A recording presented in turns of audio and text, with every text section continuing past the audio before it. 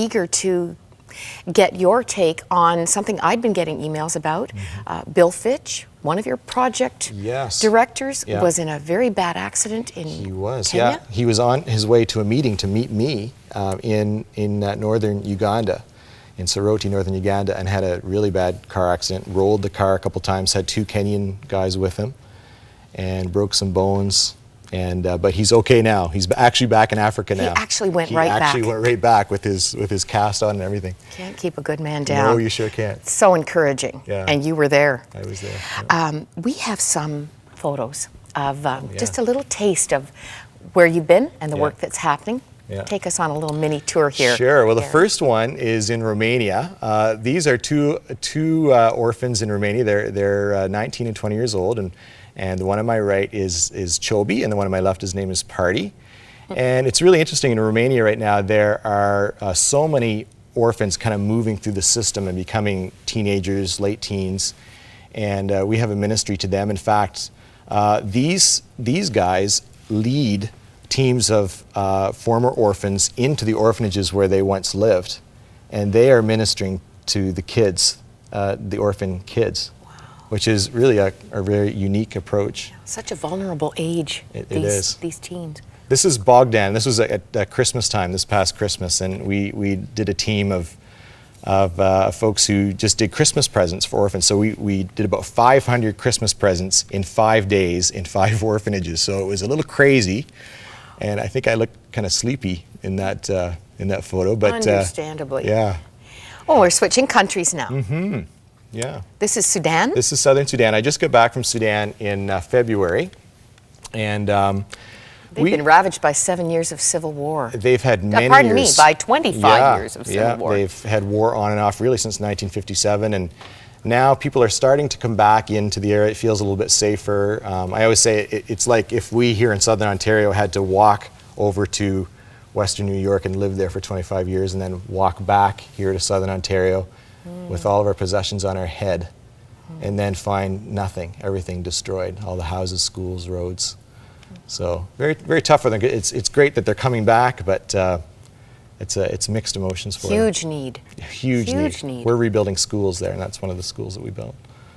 This looks like another teenager who may have a gift of music. It is. His name is Emmanuel, and he is actually a guy who travels to little villages that we probably would never be able to reach.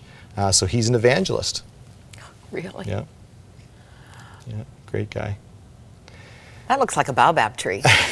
Is it? That is a mango tree. Oh, yeah, is it? it's in Sudan, and just the size of the trunk. Oh, they are huge trees, and if you look closely, you'll see that there's actually a blackboard carved into that tree. This is a school, so the kids actually meet underneath the tree, and we're in the process of building them a new school. That was my immediate thought, because of course it does rain, and it does. Rains school a lot. becomes very challenging when there's no roof. That's right. Yeah. So schools, I mean, just having been to Sudan, just the need is everything. They need roads. They need roads. They do. We're working at water too, just purifying wells and doing biosand filters, and actually we're bottling water as well. So water is kind of one of the basic needs after a country has gone through war, and so. So you're kind of a general, Gary. I'm kind of a general. You have to organize the troops and make sure all these things are happening, and you got it. Yeah. You're really feeling that everything God has built into your life is coming into, and even the music. I mean, how did you get time to do a CD? With all this world travel. That's right.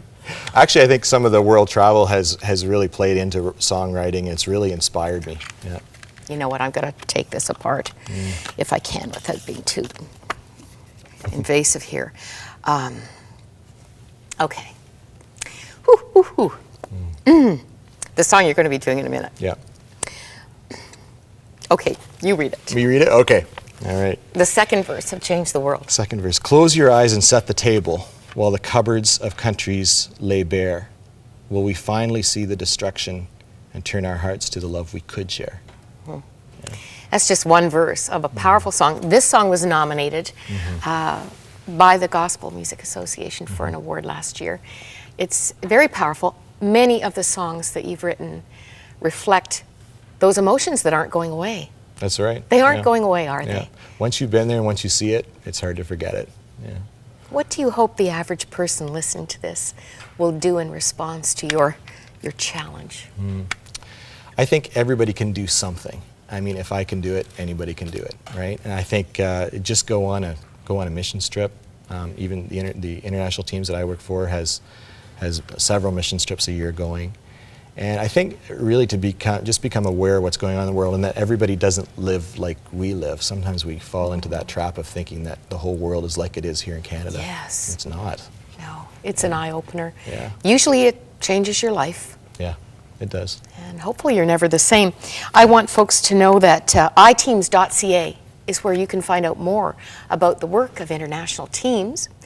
And your CD, I think it's available everywhere, right? GarySharpe.com, iTunes, becoming a popular landing spot for good stuff. Thank you. You just are for such an involved man, you're so relaxed. Thank you. Yeah. Are you married? I'm not. No. Very interesting. A man called of God, ready for all the changes he will Whatever he ignite. puts out. Yeah. I'm going to let you wander over there Okay, because thank you, we're going to Maura. get to hear this wonderful song. And you might have trouble keeping a dry eye as you listen to it. I do. You know, God doesn't owe us an explanation for everything he asks us to do.